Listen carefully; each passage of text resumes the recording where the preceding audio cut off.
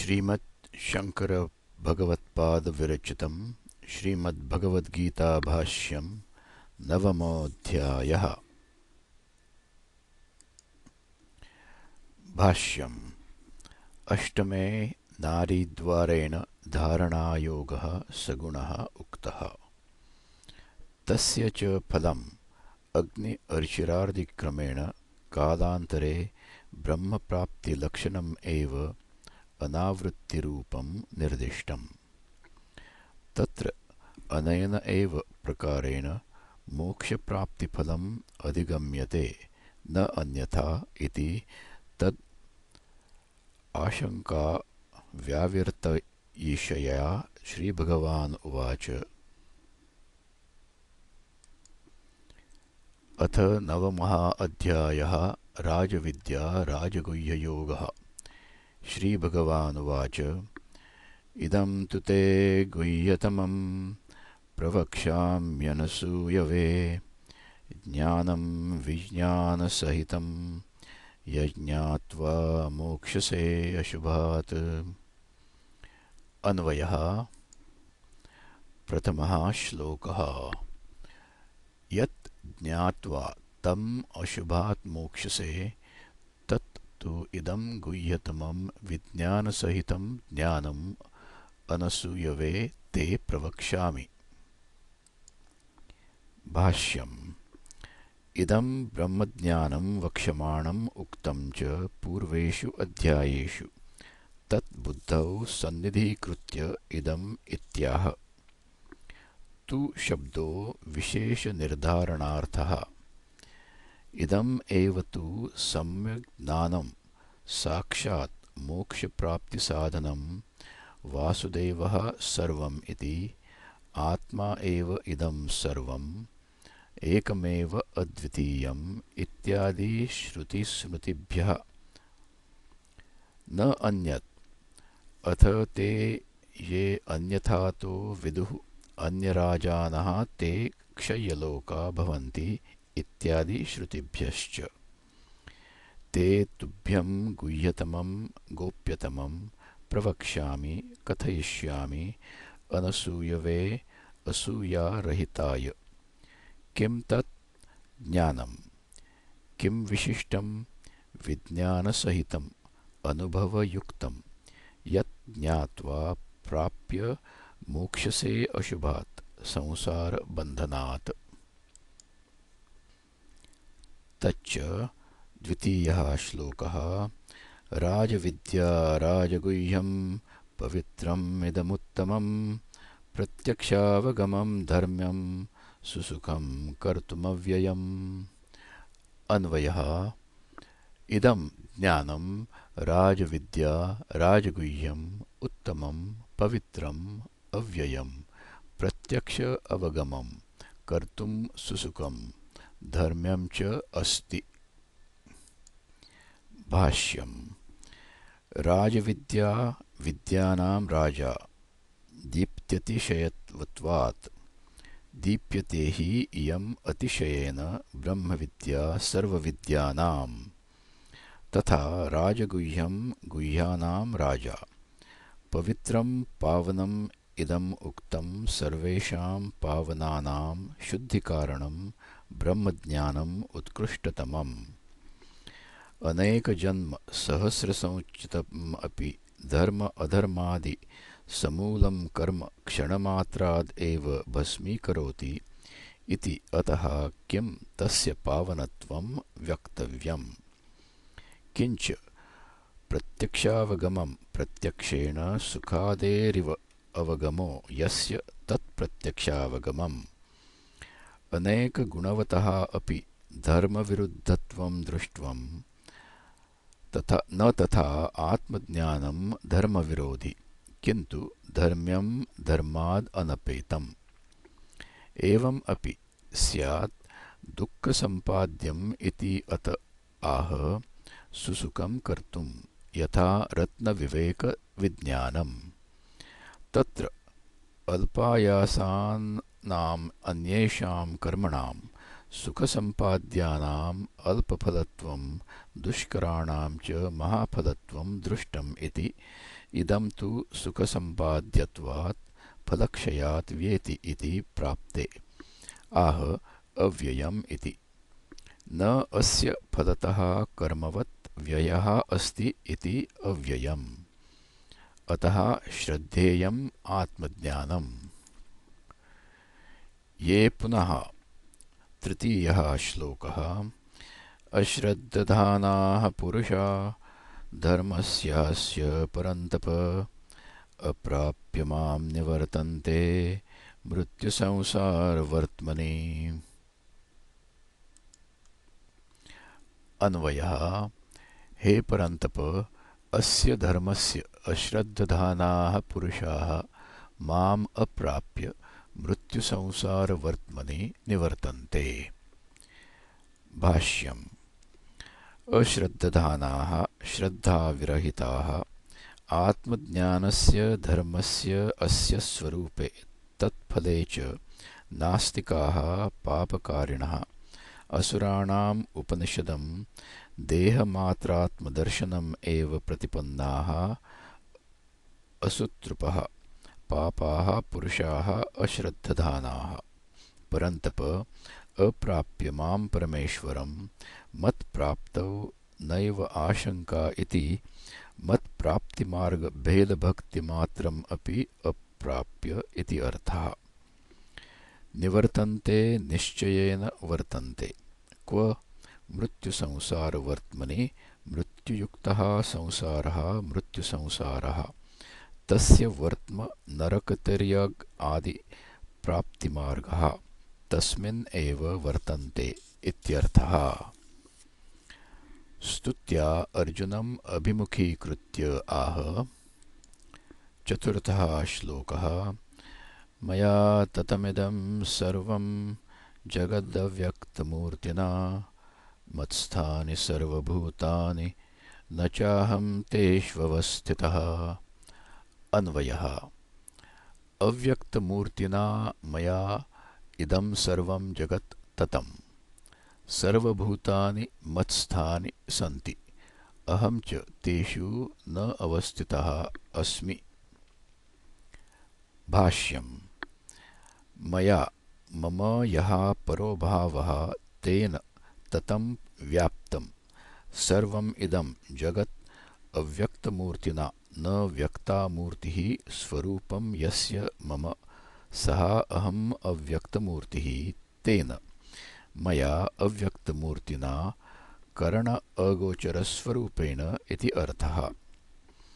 तस्मिन् मयि अव्यक्तमूर्तौ स्थितानि मत्स्थानि सर्वभूतानि ब्रह्मादीनि स्तम्भपर्यन्तानि न हि निरात्मकं किञ्चित् भूतं व्यवहाराय अवकल्पते। अतः मत्स्थानि मया आत्मना आत्मवत्वेन स्थितानि अतः मयि स्थितानि इति उच्यन्ते।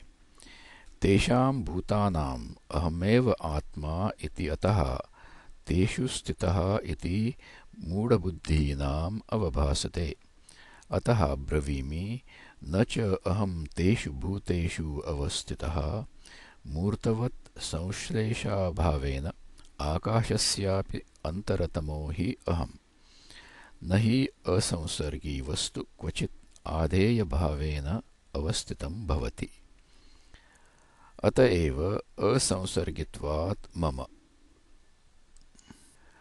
पंचमः श्लोकः न च मत्स्थानि भूतानि पश्य मे योगमैश्वरम् भूतभृन्न च भूतस्थो ममात्मा भूतभावनः।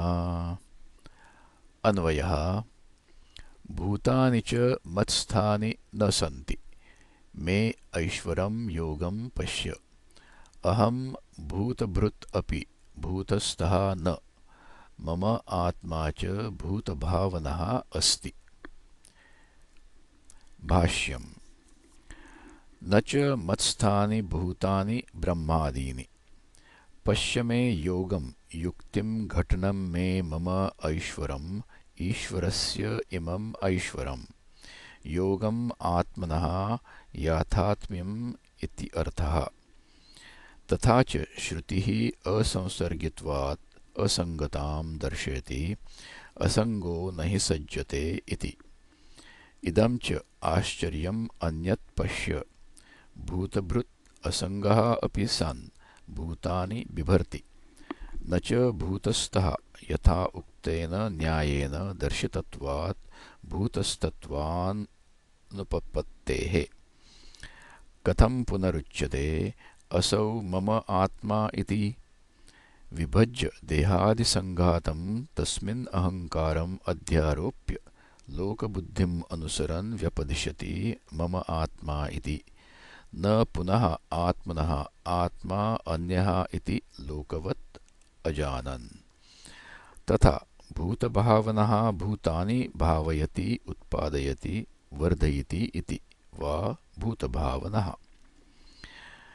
यथा उक्तेन श्लोकद्वयेन उक्तम् अर्थं दृष्टान्तेन उपपादयन् आह। षष्ठः श्लोकः। यथाकाशस्थितो नित्यं वायुः सर्वत्र गो महान् तथा सर्वाणि भूतानि मत्स्थानीत्युपधारय। अन्वयः। यथा सर्वत्रगः महान् वायुः नित्यम् आकाशस्थितः अस्ति तथा सर्वाणि भूतानि मत्स्थानि सन्ति इति त्वम् उपधारय। भाष्यम्। यथा लोके आकाशस्थितः आकाशे स्थितः नित्यं सदा वायुः सर्वत्र गच्छति इति सर्वत्रगः महान् परिमाणतः तथा आकाशवत् सर्वगते मयि असंश्लेषेणैव स्थितानि इति एवम् उपधारय विजानीहि। एवं वायुः आकाशे इव मयि स्थितानि सर्वभूतानि स्थितिकाले। तानि। सप्तमः श्लोकः। सर्वभूतानि कौन्तेय प्रकृतिं यान्ति मामिकां कल्पक्षये पुनस्तानि कल्पादौ विसृजाम्यहम्। सप्तमः श्लोकः। अन्वयः। हे कौन्तेय सर्वभूतानि कल्पक्षये मामिकां प्रकृतिं यान्ति पुनः कल्पादौ तानि विसृजामि। भाष्यम्। सर्वभूतानि कौन्तेय प्रकृतिं त्रिगुणात्मिकाम् अपरां निकृष्टां यान्ति मामिकां मदीयां कल्पक्षये प्रलयकाले पुनः भूयः तानि भूतानि उत्पत्तिकाले कल्पादौ विसृजामि उत्पादयामि अहं पूर्ववत्। एवम् अविद्यालक्षणाम्। अष्टमः श्लोकः। प्रकृतिं स्वामवष्टभ्य विसृजामि पुनः पुनः भूतग्रामम् इमं कृत्स्नम् अवशं प्रकृतेर्वशात्। अन्वयः। अहं स्वां प्रकृतिम् अवष्टभ्य प्रकृतेः वशात् अवशम् इमं कृत्स्नं भूतग्रामं पुनः पुनः विसृजामि। भाष्यम्। प्रकृतिं स्वां स्वीयाम् अवष्टभ्य वशीकृत्य विसृजामि पुनः पुनः प्रकृतितो जातं भूतग्रामं भूतसमुदायम् इमं वर्तमानं कृत्स्नं समग्रम् अवशम् अस्वतन्त्रम् अविद्यादिदोषैः परवशीकृतं प्रकृतेः वशात् स्वभाववशात्। तर्हि तस्य ते परमेश्वरस्य भूतग्रामम् इमं विषमं विदधताः तन्निमित्ताभ्यां धर्माधर्माभ्यां सम्बन्धः स्यादिति इदम् आह भगवान्। नवमः श्लोकः। न च मां तानि कर्माणि निबध्नन्ति धनञ्जय उदासीनवत् आसीनम् असक्तं तेषु कर्मसु। अन्वयः। हे धनञ्जय तेषु कर्मसु असक्तम् उदासीनवत् आसीनं मां तानि कर्माणि च न निबध्नन्ति। भाष्यम्। न च माम् ईश्वरं तानि भूतग्रामस्य विषमसर्गनिमित्तानि कर्माणि निबध्नन्ति धनञ्जय। तत्र कर्मणाम् असम्बन्धित्वे कारणम् आह। उदासीनवत् आसीनं यथा उदासीनः उपेक्षकः कश्चित् तद्वत् आसीनम्। आत्मनः अविक्रियत्वात् असक्तं फलासङ्गरहितम् अभिमानवर्जितम् अहं करोमि इति तेषु कर्मसु। अतः अन्यस्यापि कर्तृत्व अभिमान अभावः फलासंग अभावश्च असंबंधकारणम् अन्यथा कर्मभिः बध्यते मूढः कोशकारवत् इति अभिप्रायः। तत्र भूतग्रामम् इमं विसृजामि उदासीनवद् आसीनम् इति च विरुद्धम् उच्यते इति तत्परिहारार्थम् आह। दशमः श्लोकः। मयाध्यक्षेण प्रकृतिः सूयते सचराचरम् हेतुनानेन कौन्तेय जगद्विपरिवर्तते। अन्वयः। हे कौन्तेय, मया अध्यक्षेण प्रकृतिः सचर अचरं सूयते, अनेन हेतुना जगत् विपरिवर्तते। भाष्यम्। मया अध्यक्षेण सर्वतो दृशिमात्रस्वरूपेण अविक्रियात्मना अध्यक्षेण मया मम माया त्रिगुणात्मिका अविद्यालक्षणा प्रकृतिः सूयते उत्पादयति सचराचरं जगत्। तथा च मंत्रवर्णः एको देवः सर्वभूतेषु गूढः सर्वव्यापी सर्वभूतान्तरात्मा कर्माध्यक्षः सर्वभूताधिवासः साक्षी चेता केवलो निर्गुणश्च इति। हेतुना निमित्तेन अनेन अध्यक्षत्वेन कौन्तेय जगत् सचराचरं व्यक्त अव्यक्तात्मकं विपरिवर्तते सर्व अवस्थासु। दृशि कर्मत्वापति निमित्ता हि जगतः सर्वा प्रवृत्तिः। अहम् इदं भोक्ष्ये, पश्यामि इदं, शृणोमि इदं, सुखम् अनुभवामि, दुःखम् अनुभवामि, तदर्थम् इदं करिष्ये, इदं ज्ञास्यामि इति आद्याः अवगतिनिष्ठा अवगति अवसानेव। यो अस्य अध्यक्षः परमे व्योमन् इत्यादयः च मन्त्राः एतम् अर्थं दर्शयन्ति। ततश्च एकस्य देवस्य सर्व अध्यक्षभूतचैतन्यमात्रस्य परमार्थतः सर्वभोगान् अभिसम्बन्धिनः अन्यस्य चेतनान्तरस्य अभावे भोक्तुः अन्यस्य अभावात्। किन्निमित्ता इयं सृष्टिः इत्यत्र प्रश्नप्रतिवचने अनुपपन्ने को अद्धा वेद क इह प्रवोचत् कुत आजाता कुत इयं विसृष्टिः इत्यादि मंत्रवर्णेभ्यः दर्शितं च भगवता अज्ञानेन आवृतं ज्ञानं तेन मुह्यन्ति जन्तवः इति। एवं मां नित्य शुद्ध बुद्ध मुक्त स्वभावं सर्वज्ञं सर्वजन्तूनाम् आत्मानम् अपि सन्तम्। 11 श्लोकः। अवजानन्ति मां मूढा मानुषीं तनुमाश्रितं परं भावम् अजानन्तो मम भूतमहेश्वरम्। अन्वयः। भूतमहेश्वरं मम परं भावम् अजानन्तः मूढाः मानुषीं तनुम् आश्रितं माम् अवजानन्ति। भाष्यम्। अवजानन्ति अवज्ञां परिभवं कुर्वन्ति मां मूढाः अविवेकिनः मानुषीं मनुष्यसम्बन्धिनीं तनुं देहम् आश्रितं मनुष्यदेहेन व्यवहरन्तम् इति एतत्। परं प्रकृष्टं भावं परम् आत्मतत्त्वम् आकाशकल्पम् आकाशाद् अपि अन्तरतमम् अजानन्तः मम भूतमहेश्वरं सर्वभूतानां महान्तम् ईश्वरं स्वात्मानं। ततश्च तस्य मम अवज्ञानभावनेन आहताः ते वराकाः। कथं? 12 श्लोकः।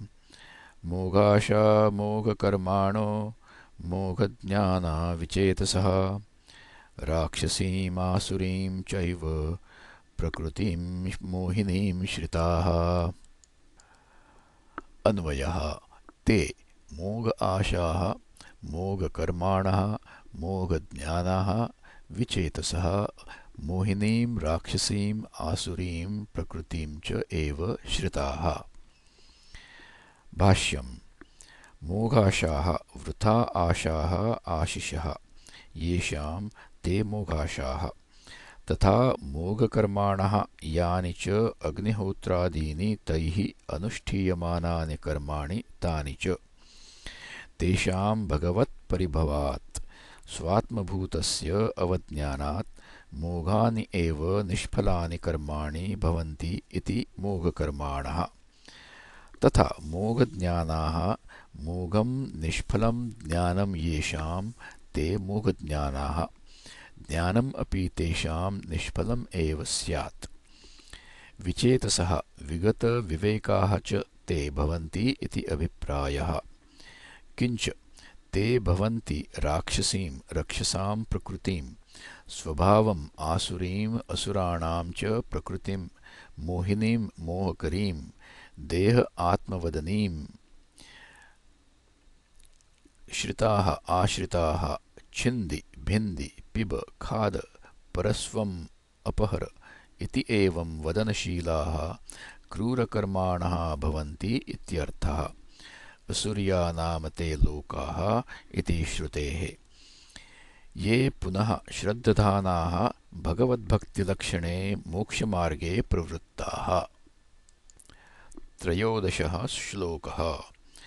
महात्मानस्तु मां पार्थ दैवीं प्रकृतिम् आश्रिताः भजन्त्यनन्यमनसो ज्ञात्वा भूतादिमव्ययम्।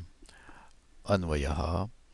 हे पार्थ, दैवीं प्रकृतिम् आश्रिताः महात्मानः तु मां भूतादिम् अव्ययं ज्ञात्वा अनन्यमनसः मां भजन्ति।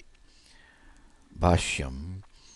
महात्मानस्तु अक्षुद्रचित्ताः माम् ईश्वरं पार्थ दैवीं देवानां प्रकृतिं शम दम दया श्रद्धादिलक्षणाम् आश्रिताः सन्तः भजन्ति सेवन्ते अनन्यमनसः अनन्यचित्ताः ज्ञात्वा भूतादीं भूतानां व्यदादीनां प्राणिनां च आदिं कारणम् अव्ययम्। कथं? 14 श्लोकः। सततं कीर्तयन्तो मां यतन्तश्च दृढव्रताः नमस्यन्तश्च मां भक्त्या नित्ययुक्ता उपासते। अन्वयः। Alright. अन्वयः। ते नित्ययुक्ताः भक्त्या मां सततं कीर्तयन्तः यतन्तः च दृढव्रताः नमस्यन्तः च माम् उपासते।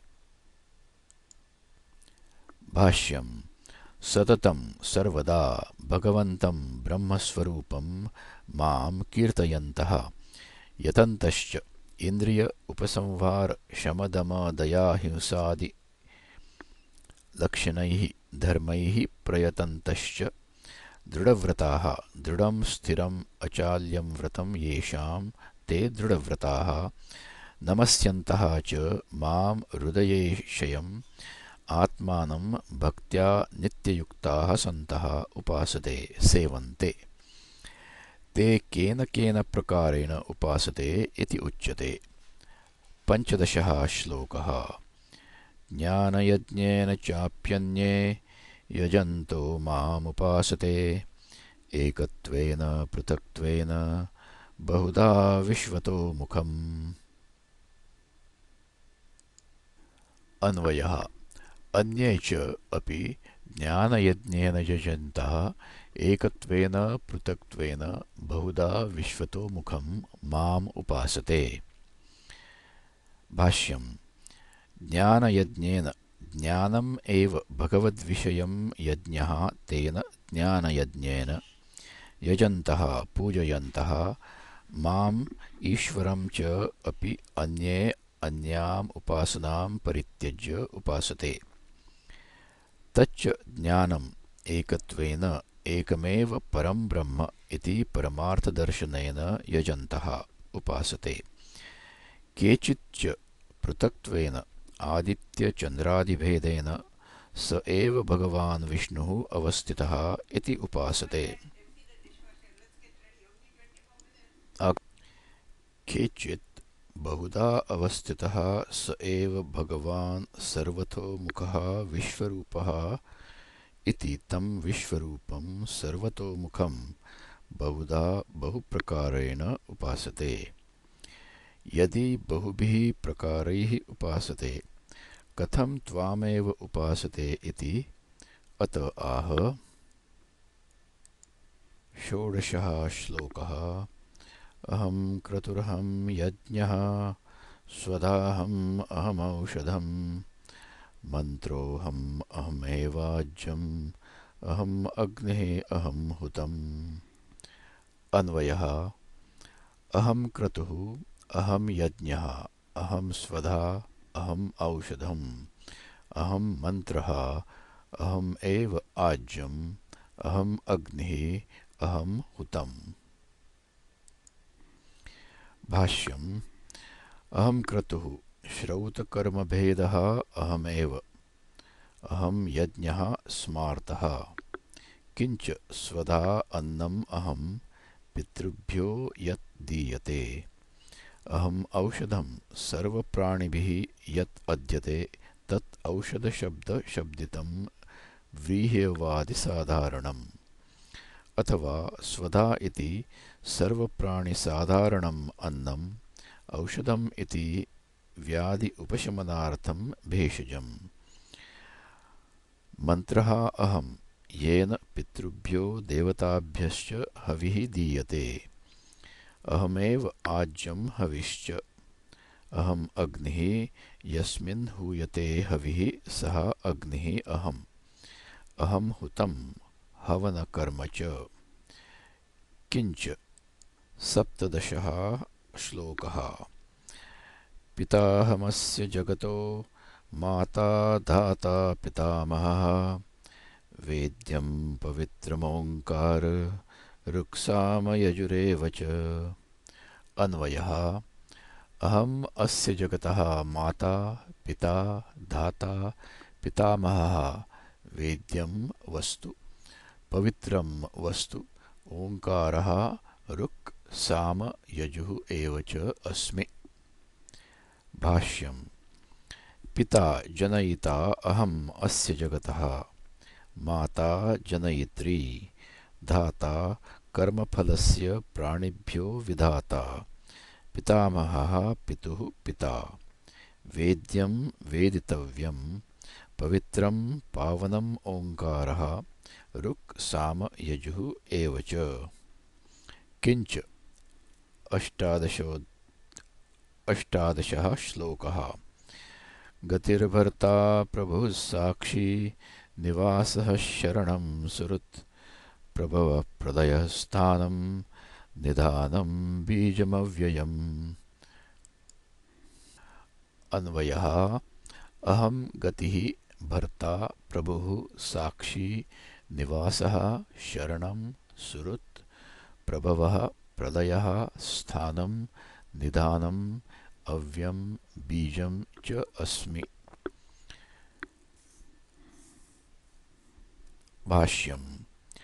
गतिः कर्मफलं भर्ता पोष्टा प्रभुः स्वामी साक्षी प्राणिनां कृताकृतस्य निवासः यस्मिन् प्राणिनो निवसन्ति शरणम् आर्तानां प्रपन्नानाम् आर्तिहरः सुहृत्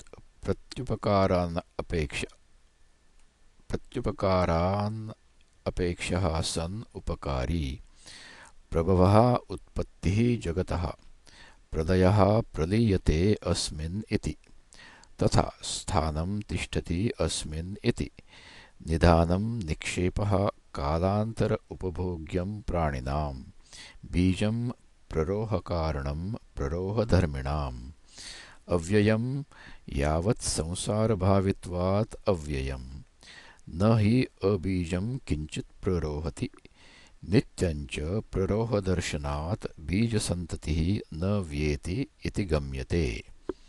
किञ्च 19तमः श्लोकः तपाम्यहमहं वर्षं निगृह्णाम्युत्सृजामि च अमृतं चैव मृत्युश्च सदसच्चाहमर्जुन। अन्वयः हे अर्जुन अहं तपामि अहं वर्षं निगृह्णामि उत्सृजामि च अहम् एव अमृतं मृत्युः च अहम् एव सत् असत् च अस्मि। भाष्यम् तपामि अहम् आदित्यो भूत्वा कैश्चित् रश्मिभिः उल्बणैः अहं वर्षं कैश्चित् रश्मिभिः उत्सृजामि उत्सृज्य पुनः निगृह्णामि कैश्चित् रश्मिभिः अष्टभिः मासैः पुनः उत्सृजामि प्रावृषि अमृतं चैव देवानां मृत्युश्च मर्त्यानां सत् यस्य यत्सम्बन्धितया विद्यमानं तत् तद्विपरीतम् असत् च एव अहम् अर्जुन न पुनः अत्यन्तम् एव असत् भगवान् स्वयं कार्यकारणे वा सत् असति।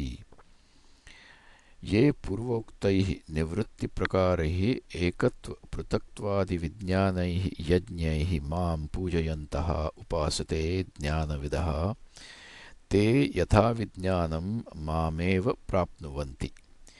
ये पुनः अज्ञाः कामकामाः 20तमः श्लोकः त्रैविद्या मां सोमपाः पूतपापा यज्ञैरिष्ट्वा स्वर्गतिं प्रार्थयन्ते ते पुण्यमासाद्य सुरेन्द्रलोकम् अश्नन्ति दिव्यान् दिवि देवभोगान्।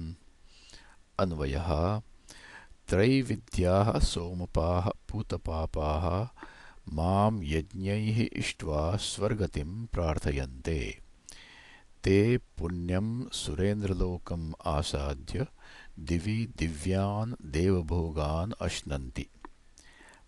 भाष्यम् त्रैविद्याः ऋग्यजुः सामविदः मां वस्वादिदेवरूपिणं सोमपाः सोमं पिबन्ति इति सोमपाः तेनैव सोमपानेन पूतपापाः शुद्धकिल्बिषाः यज्ञैः अग्निष्टोमादिभिः इष्ट्वा पूजयित्वा स्वर्गतिं स्वर्गगमनं स्वरेव गतिः स्वर्गतिः तां प्रार्थयन्ते ते च पुण्यं पुण्यफलम् आसाद्य सम्प्राप्य सुरेन्द्रलोकं शतक्रतोः स्थानम् अश्नन्ति भुञ्जते दिव्यान् दिवि भवान् अप्राकृतान् देवभोगान् देवानां भोगान्।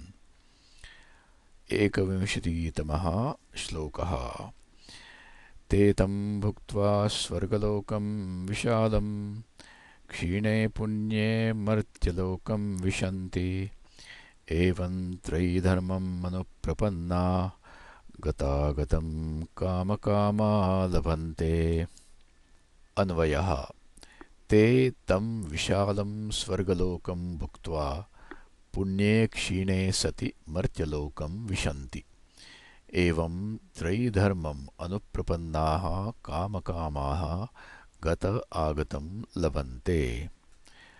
भाष्यम् ते तं भुक्त्वा स्वर्गलोकं विशालं विस्तीर्णं क्षीणे पुण्ये मर्त्यलोकं विशन्ति आविशन्ति एवं यथोक्तेन प्रकारेण त्रयीधर्मं केवलं वैदिकं कर्म अनुप्रपन्नाः गतागतं गतं च आगतं च गतागतं गमन आगमनं कामकामाः कामान् कामयन्ते इति कामकामाः लभन्ते गतागतम् एव न तु स्वातन्त्र्यं क्वचित् लभन्ते इति अर्थः। ये पुनः निष्कामाः सम्यग्दर्शिनः। 22तमः श्लोकः। अनन्याश्चिन्तयन्तो मां ये जनाः पर्युपासते तेषां नित्याभियुक्तानां योगक्षेमं वहाम्यहम्। अन्वयः। अनन्याः चिन्तयन्तः ये जनाः मां पर्युपासते तेषां नित्य अभियुक्तानां योगक्षेमम् अहं वहामि। भाष्यम्। अनन्याः अपृथग्भूताः परं देवं नारायणम् आत्मत्वेन गताः सन्तः चिन्तयन्तः मां ये जनाः सन्न्यासिनः पर्युपासते तेषां परमार्थदर्शिनां नित्य अभियुक्तानां सतत अभियोगिनां योगक्षेमं योगः अप्राप्तस्य प्रापणं क्षेमः तद्रक्षणं तत् उभयं वहामि प्रापयामि अहम्। ज्ञानी त्वात्मैव मे मतं स च मम प्रियः यस्मात् तस्मात् ते मम आत्मभूताः प्रियाश्च इति।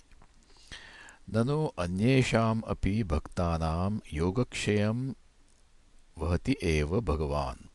सत्यं वहति एव, किन्तु अयं विशेषः अन्ये ये भक्ताः ते आत्मार्थं स्वयमपि योगक्षेमम् ईहन्ते। अनन्यदर्शिनस्तु न आत्मार्थं योगक्षेमम् ईहन्ते। न हि ते जीविते मरणे वा आत्मनः गृद्धिं कुर्वन्ति। केवलम् एव भगवच्छरणाः ते, अतः भगवानेव तेषां योगक्षेमं वहति इति। ननु अन्यापि देवताः त्वमेव चेत् तद्भक्ताश्च त्वामेव युजन्ते।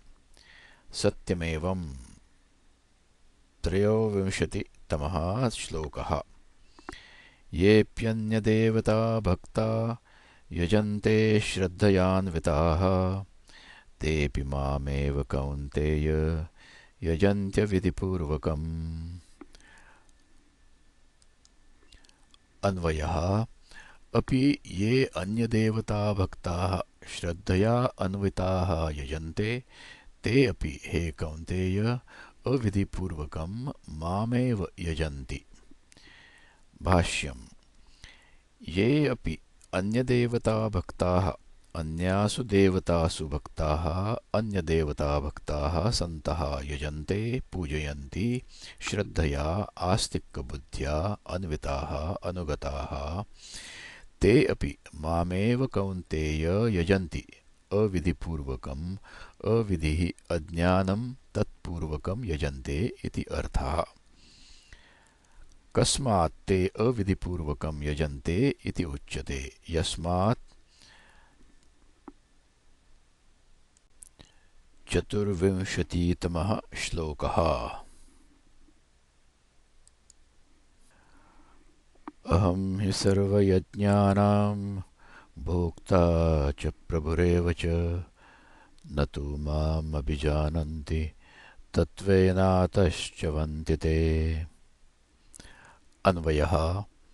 अहं हि सर्वयज्ञानां भोक्ता च प्रभुः एव च अस्मि। मां तु तत्त्वेन न अभिजानन्ति अतः ते च्यवन्ति। भाष्यम्। अहं हि सर्वयज्ञानां श्रौतानां स्मार्तानां च सर्वेषां यज्ञानां देवतात्मत्वेन भोक्ता च प्रभुः एव च। मत्स्वामिको हि यज्ञः अधियज्ञोऽहम् एव अत्र इति उक्तम्। तथा न तु माम् अभिजानन्ति तत्त्वेन यथावत्। अतः च अविधिपूर्वकम् इष्ट्वा यागफलात् च्यवन्ति प्रच्यवन्ति ते। येऽपि अन्यदेवता भक्तिमत्वेन अविधिपूर्वकं यजन्ते तेषामपि यागफलम् अवश्यं भावि। कथं? पञ्चविंशतितमः श्लोकः। यान्ति देवव्रता देवान् पितॄन् यान्ति पितृव्रताः भूतानि यान्ति भूतेज्य यान्ति मद्याजिनोऽपि माम्। अन्वयः। देवव्रताः देवान् यान्ति, पितृव्रताः पितॄन् यान्ति, भूत इज्जाः भूतानि यान्ति, मत्याजिनः अपि मां यान्ति। भाष्यम्। यान्ति गच्छन्ति, देवव्रताः देवेषु व्रतं नियमो भक्तिश्च येषां ते देवव्रताः देवान् यान्ति। पितॄन् अग्निषु आत्तादीन् यान्ति, पितृव्रताः श्राद्धादिक्रियापराः पितृभक्ताः। भूतानि विनायक मातृगण चतुर्भगिन्यादीनि यान्ति भूतेज्याः भूतानां पूजकाः। यान्ति मद्याजनः मद्यजनशीलाः वैष्णवाः मामेव यान्ति। समाने अपि आयासे मामेव न भजन्ते अज्ञानात् तेन ते अल्पफलभाजः भवन्ति इति अर्थः। न केवलं मद्भक्तानाम् अनावृत्तिलक्षणम् अनन्तफलम् सुखाराधनश्च अहम्। कथम्?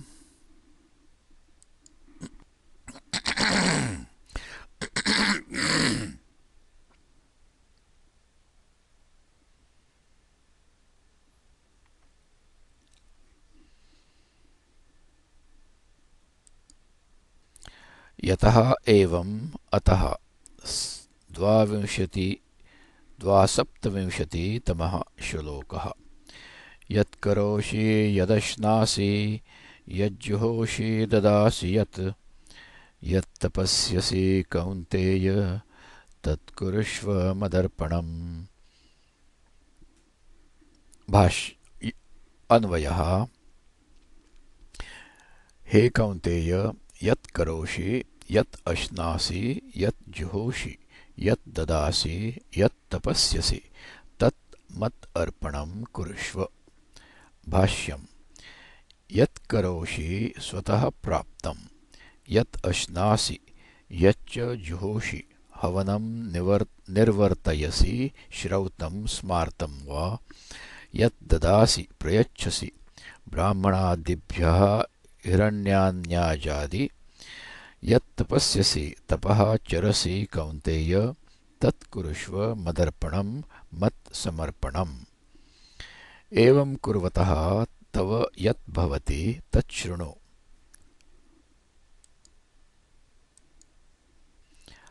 अष्टाविंशतितमः श्लोकः।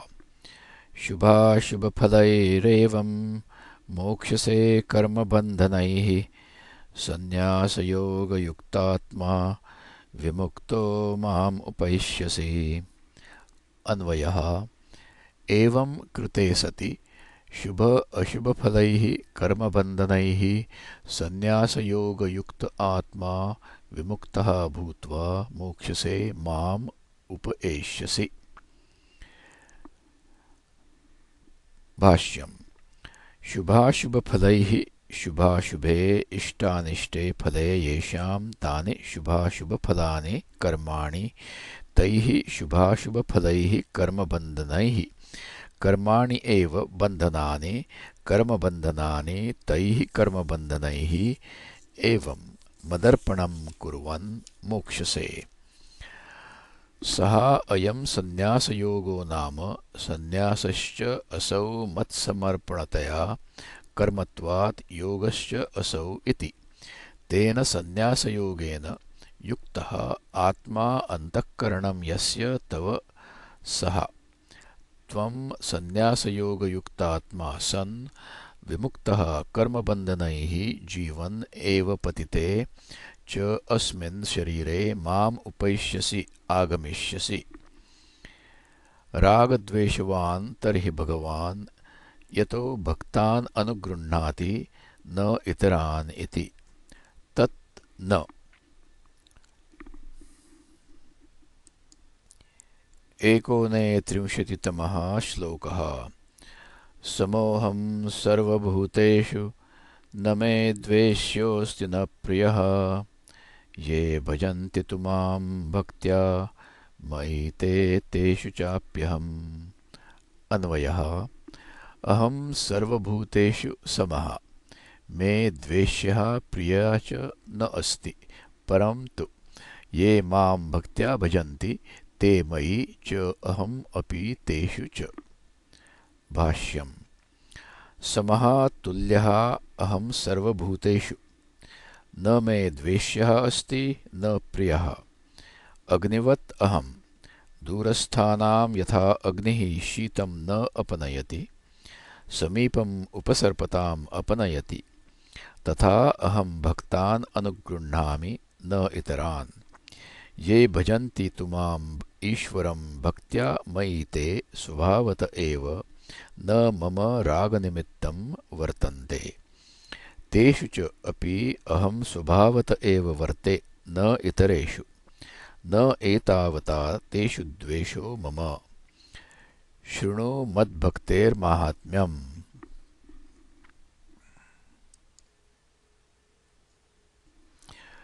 30तमः श्लोकः। अपि चेत् सुदुराचारो भजते मामनन्यभाक् साधुरेव समन्तव्यः सम्यग् व्यवसितो हि सः। अन्वयः। सुदुः आचारः अपि माम् अनन्यभाक् भजते चेत् सः साधुः एव मन्तव्यः, सः हि सम्यक् व्यवसितः अस्ति। भाष्यम्। अपि चेत् यद्यपि सुदुराचारः सुष्ठु दुराचारः अतीव कुत्सिताचारो अपि भजते माम् अनन्यभाक् अनन्यभक्तिः सन् साधुरेव सम्यग्वृत्त एव सः मन्तव्यः ज्ञातव्यः। सम्यक् यथावत् व्यवसितो हि सः, यस्मात् साधुनिश्चयः सः। उत्सृज्य च बाह्यां दुराचारताम् अन्तः सम्यग्व्यवसायसामर्थ्यात्। 31तमः श्लोकः। क्षिप्रं भवति धर्मात्मा शश्वच्छान्तिं निगच्छति कौन्तेय प्रतिजानीहि न मे भक्तः प्रणश्यति। अन्वयः। हे कौन्तेय, सः क्षिप्रं धर्मात्मा भवति, शश्वत् शान्तिं निगच्छति, मे भक्तः न प्रणश्यति इति त्वं प्रतिजानीहि। भाष्यम्। क्षिप्रं शीघ्रं भवति धर्मात्मा धर्मचित्तः एव, शश्वत् नित्यं शान्तिं च उपशमं निगच्छति प्राप्नोति। शृणु परमार्थं कौन्तेय प्रतिजानीहि निश्चितां प्रतिज्ञां कुरु। न मे मम भक्तः मयि समर्पितान्तरात्मा मद्भक्तः न प्रणश्यति इति। किञ्च 32 श्लोकः। मां हि पार्थव्यपाश्रित्य येऽपि स्युः पापयोनयः स्त्रियो वैश्यास्तथा शूद्रास्तेऽपि यान्ति परां गतिम्। अन्वयः। हे पार्थ, ये अपि हि पापयोनयः स्त्रियः वैश्याः तथा शूद्राः स्युः ते अपि मां व्यपाश्रित्य परां गतिं यान्ति। भाष्यम्। मां हि यस्मात् पार्थ व्यपाश्रित्य माम् आश्रयत्वेन गृहीत्वा ये अपि स्युः भवेयुः पापयोनयः, पापायोनिः येषां ते पापयोनयः पापजन्मानः। के ते इति आह। स्त्रियः वैश्याः तथा शूद्राः तेऽपि यान्ति गच्छन्ति परां प्रकृष्टां गतिम्। 33तमः श्लोकः। किं पुनर्ब्राह्मणाः पुण्या भक्ता राजर्षयस्तथा अनित्यम् असुखं लोकम् इमं प्राप्य भजस्व माम्। अन्वयः। किं पुनः पुण्याः भक्ताः ब्राह्मणाः तथा राजर्षयः तस्मात् त्वम् अनित्यम् असुखम् इमं लोकं प्राप्य मां भजस्व। भाष्यम्। किं पुनः ब्राह्मणाः पुण्याः पुण्ययोनयः भक्ताः राजर्षयः तथा राजानश्च ते ऋषयश्च इति राजर्षयः। यतः एवम् अतः अनित्यं क्षणभङ्गुरम् असुखं च सुखवर्जितम् इमं लोकं मनुष्यलोकं प्राप्य पुरुषार्थसाधनं दुर्लभं मनुष्यत्वं लब्ध्वा भजस्व सेवस्व माम्। कथम्? 24तमः श्लोकः। मन्मना भव मद्भक्तो मद्याजी मां नमस्कुरु मामे वैष्यसि युक्त्वैवम् आत्मानं मत्परायणः। अन्वयः। त्वं मत्मनाः मद्भक्तः मत्याजी च भव मां मत्परायणः सन् नमस्कुरु एवं आत्मानं युक्त्वा माम् एव एष्यसि। भाष्यम्। मयि वासुदेवे मनः यस्य तव स त्वं मन्मनाः भव तथा मद्भक्तः भव मद्याजी मद्यजनशीलः भव माम् एव च नमस्कुरु माम् एव ईश्वरम् एष्यसि आगमिष्यसि युक्त्वा समाधाय चित्तम्।